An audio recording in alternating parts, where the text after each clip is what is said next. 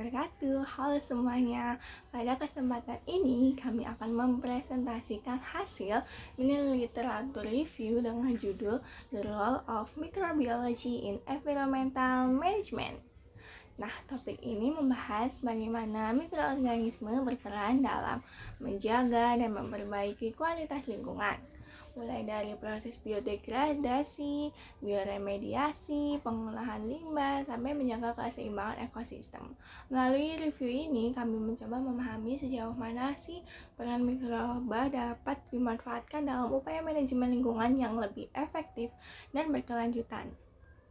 Selanjutnya, perkenalkan kami dari kelompok 10 IKM 3C yang beranggotakan Angelita Sabrina dengan NIM terakhir 033, Vanessa Sabila dengan NIM terakhir 105, Evelyn Lydia dengan NIM terakhir 158, Naila Muti dengan NIM terakhir 165, dan Nabila Salwa dengan NIM terakhir 213. Next. Yang pertama adalah bagian introduction.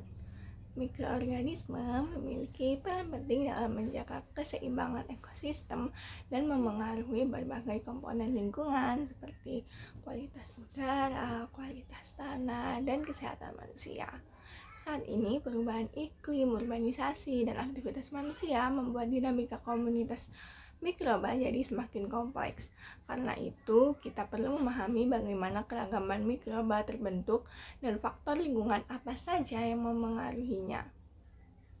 Banyak penelitian menunjukkan bahwa komunitas mikroba di udara dan di lingkungan sekitar tetap sangat beragam, meskipun jumlah selnya tidak terlalu banyak. Keragaman ini dipengaruhi oleh suhu, kelembapan, kondisi geografis, dan aktivitas manusia.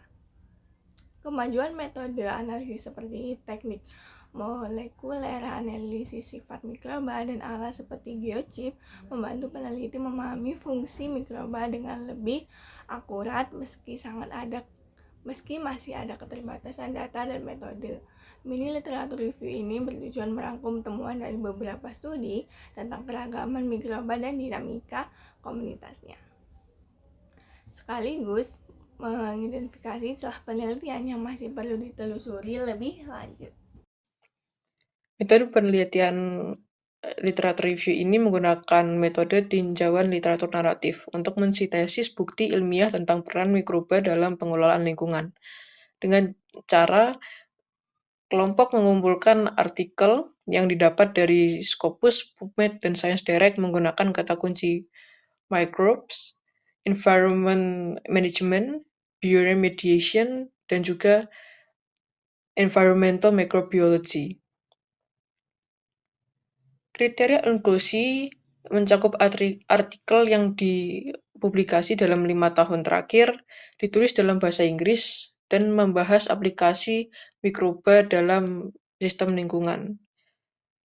Hasil sintesis artikel yang sudah didapat disusun secara tematis untuk membahas pengaplikasian mikroba dalam pemulihan tanah, penyaringan air, degradasi limbah, dan penghilangan polutan.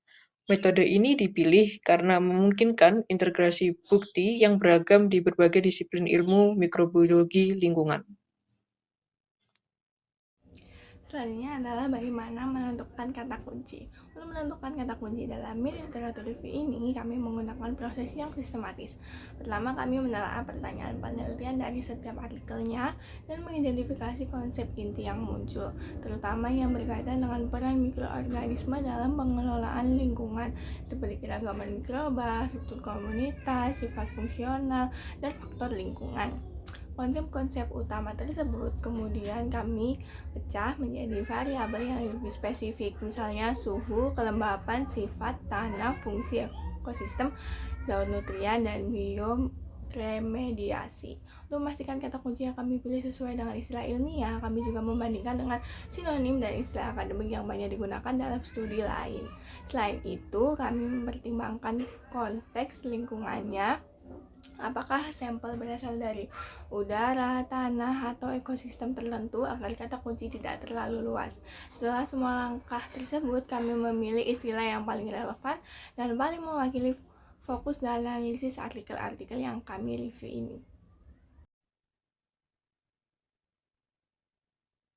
Baik, selanjutnya saya akan menjelaskan strategi menelusuri dan juga menemukan literatur. Yang pertama yaitu melakukan pencarian sistematis di berbagai basis data ilmiah internasional yang tentunya terpercaya.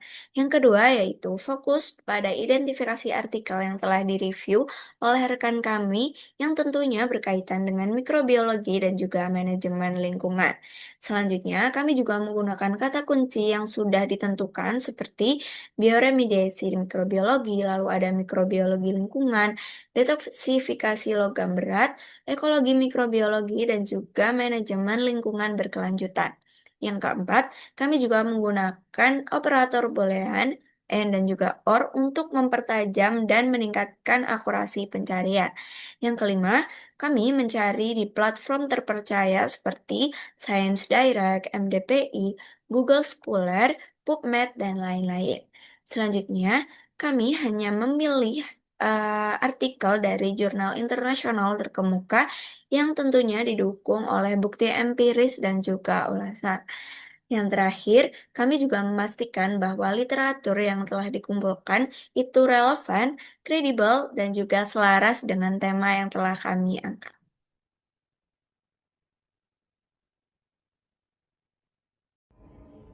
Selanjutnya saya akan menjelaskan pada bagian ini mengenai sumber-sumber yang kami gunakan dalam mini literatur review. Semua literatur berasal dari jurnal ilmiah berisi primary research sehingga setiap artikel menyediakan metode, sampel, variabel, dan temuan yang jelas. Literaturnya juga bersifat global karena studi-studi tersebut berasal dari berbagai negara dan diterbitkan di jurnal internasional. Hal ini memberi kami perspektif yang lebih luas dan memungkinkan perbandingan antar setting penelitian. Selain itu, seluruh sumber yang dipilih sangat relevan dengan topik baik dari segi tema maupun pendekatan penelitian.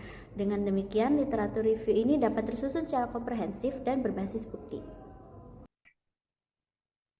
Tesis atau problem statement.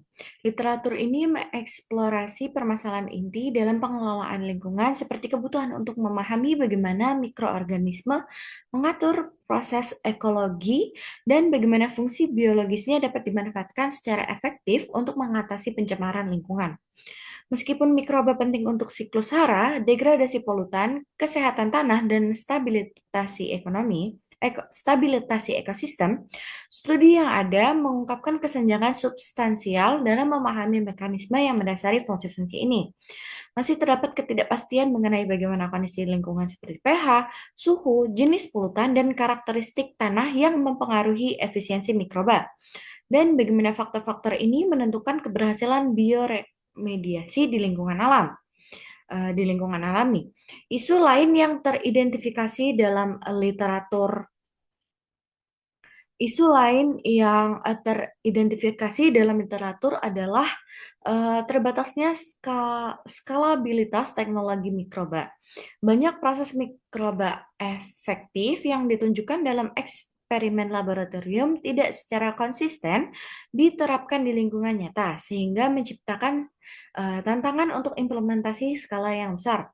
Selain itu, potensi rekayasa mikrobioma, konsorsium sintesis, dan pemodelan metabolik untuk meningkatkan degradasi polutan cukup menjanjikan, tetapi masih memerlukan investigasi dan validasi yang lebih mendalam lagi.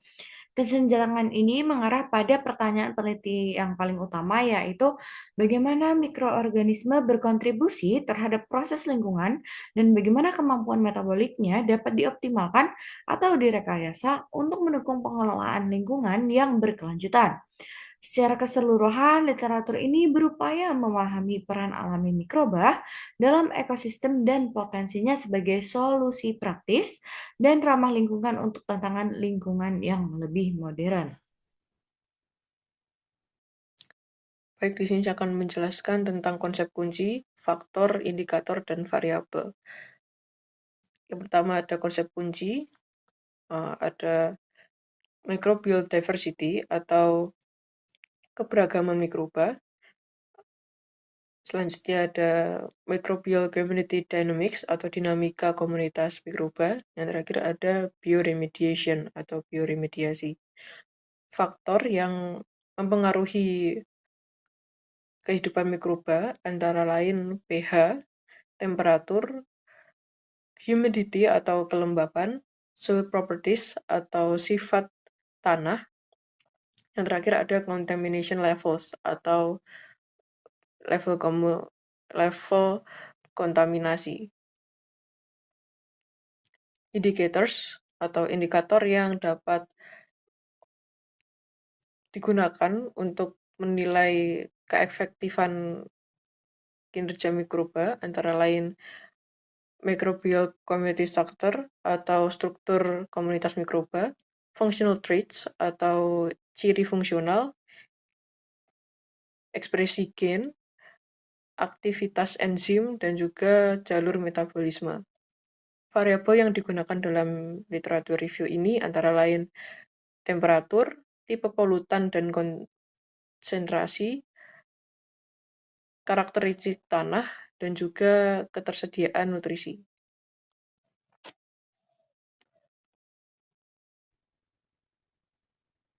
Baik, kesimpulan yang dapat kami ambil yaitu mikroorganisme memainkan peran penting dan juga serbaguna dalam pengelolaan lingkungan, berkontribusi pada siklus nutrisi, degradasi polutan, penghilangan logam berat, dan stabilitas ekosistem secara keseluruhan. Nah, dari literatur yang ditinjau juga menunjukkan potensi yang signifikan dari mikroorganisme sebagai agen bioremediasi berkelanjutan. Namun, efektivitas mikroorganisme sering dibatasi oleh faktor lingkungan seperti pH, suhu, dan konsentrasi kontaminan. Banyak studi masih terbatas pada kondisi laboratorium. Hal ini menimbulkan kekhawatiran terkait skalabilitas dan juga keamanan ekologi jangka panjang. Oleh karena itu, penelitian di masa depan harus memprioritaskan validasi skala lapangan, penyelidikan mendalam terhadap mekanisme molekuler mikroba, dan evaluasi kelayakan ekologi dan ekonomi mikroba yang dimodifikasi secara rekayasa dan teknologi berbasis mikrobioma. Tak hanya itu, peningkatan kolaborasi interdisipliner antar sektor ilmiah dan kebijakan juga sangat penting untuk memastikan bahwa inovasi mikroba dapat diterapkan dengan aman dan efektif dalam solusi pengelolaan lingkungan di dunia nyata. Sekian yang dapat kelompok kami sampaikan. Apabila ada kekurangan maupun kesalahan, kami memohon maaf. Akhir kata, wassalamualaikum warahmatullahi wabarakatuh. Oke, selanjutnya ada latar belakang penelitian, di mana dari 10 artikel yang telah kami temukan, para penulis secara konsisten menyoroti kekhawatiran global yang semakin meningkat. Yang pertama yaitu penumpukan kontaminan berbahaya seperti logam berat, wadah hidrokarbon, pewarna, dan juga limbah industri. Yang kedua, yakni faktor pendorong masalah ini meliputi industrialisasi yang cepat, lalu perluasan perkotaan, dan praktik penggunaan lahan yang tidak berkelanjutan. Selanjutnya, metode remediasi konvensional seringkali mahal, lalu menghasilkan limbah sekunder dan gagal sepenuhnya dalam memulihkan ekosistem.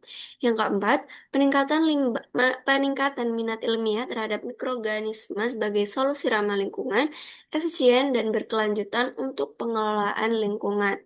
Selanjutnya, studi yang dilakukan di berbagai lingkungan meliputi tanah terkontaminasi, lalu limbah industri, ekosistem mangrove, dan juga lingkungan laboratorium.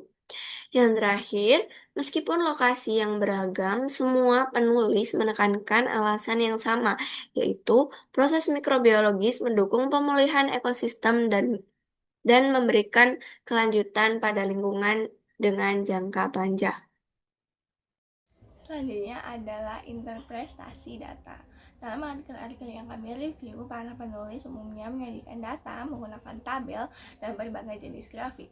Tabel dipakai untuk merangkum karakteristik sampel dan parameter lingkungan, sedangkan grafik seperti heat map, bar chart, scatter plot, serta PCA atau NMDS digunakan untuk memperhatikan pola ekologi dan bagaimana mikroba merespon kondisi lingkungannya. Saat menjelaskan hasilnya, para penulis menekankan bahwa mikroorganisme punya peran penting dalam proses seperti dekomposisi, daur nutrien, dan bioremediasi, sehingga sangat mendukung pengelolaan lingkungan. Mereka juga membandingkan pola antara lokasi, melihat signifikansi, statistik, dan menghubungkan hasil penelitian dengan mekanisme ekologi yang sudah diketahui. Secara keseluruhan, studi ini menunjukkan bahwa mikroorganisme sangat berperan dalam menjaga kualitas lingkungan, dan tiap artikelnya menonjolkan fungsi mikroba yang berbeda melalui metode analisis yang beragam. Kemudian dalam bagian inkonsistensi dalam literatur yang membahas peran mikrobiologi dalam pengelolaan lingkungan, terdapat beberapa inkonsistensi. Sebagian studi menunjukkan bahwa mikroorganisme sangat efektif dalam proses bioremediasi, terutama untuk mendegradasi polutan organik. Namun, penelitian lain menemukan bahwa efektivitas tersebut bisa menurun ketika mikroba berada pada kondisi ekstrim atau tingkat kontaminasi yang terlalu tinggi. Perbedaan juga muncul dalam penentuan faktor kunci keberhasilan bioremediasi. Ada yang menekankan kondisi fisikokimia seperti pH, suhu, dan nutrien, sementara yang lain lebih menyoroti pengelolaan komunitas mikroba atau penggunaan strain rekayasa. Variasi ini menunjukkan bahwa kinerja mikroorganisme sangat bergantung pada konteks lingkungan dan pendekatan. Advanced research or test required atau diperlukan penelitian atau pengujian lanjutan, literatur menunjukkan beberapa area yang masih memerlukan pengujian lebih lanjut karena bukti yang terbatas, tidak meyakinkan, atau kontradiktif. Yang pertama, efektivitas bioremediasi mikroba skala lapangan masih belum pasti, karena sebagian besar temuan berasal dari kondisi laboratorium yang terkontrol dan mungkin tidak mencerminkan interaksi lingkungan yang kompleks.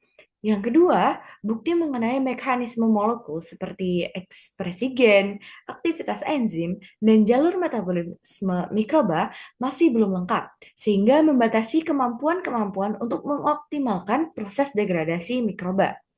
Terdapat pula kontradiksi mengenai pengaruh lingkungan seperti pH, suhu, dan ketersediaan nutrisi karena efisiensi mikroba sangat bervariasi di berbagai macam lokasi. Selain itu, dampak jangka panjang dan keamanan ekologis dari rekayasa mikrobioma, mikroba rekayasa genetika, dan bioaugmentasi masih kurang dipahami.